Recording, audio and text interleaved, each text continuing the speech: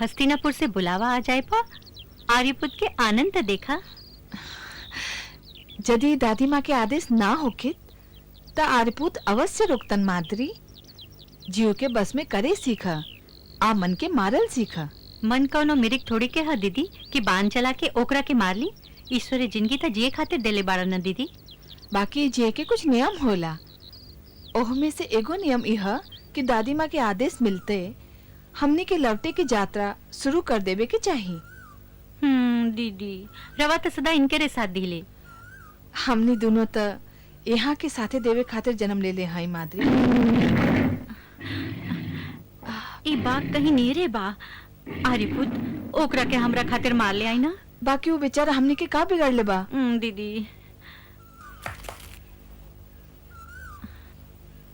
बाकी आर्यपुत भोजन तो कैले जाई। लौट के खा ले।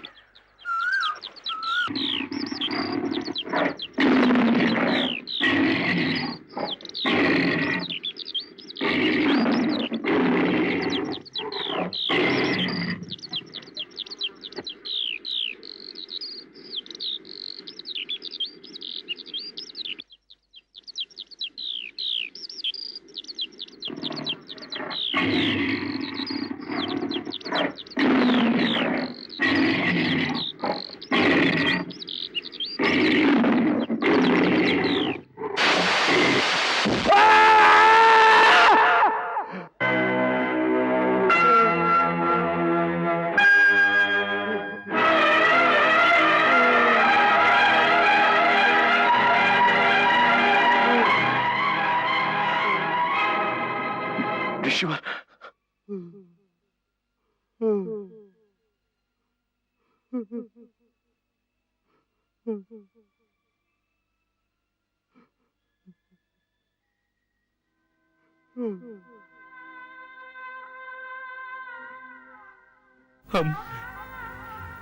हम तो शब्द बेधी बांध चलौले रही रिसीवर जे आवाज से अलगा न कर सके राजन ओकरा सबूत बेधी बांध चलावे के अधिकार नहीं खे।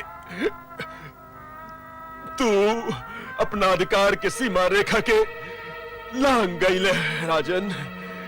तोहरा एकर दंड मिलही के चाही। ना रिसीवर ना। हमार वंश रेखा काटे वाला राजा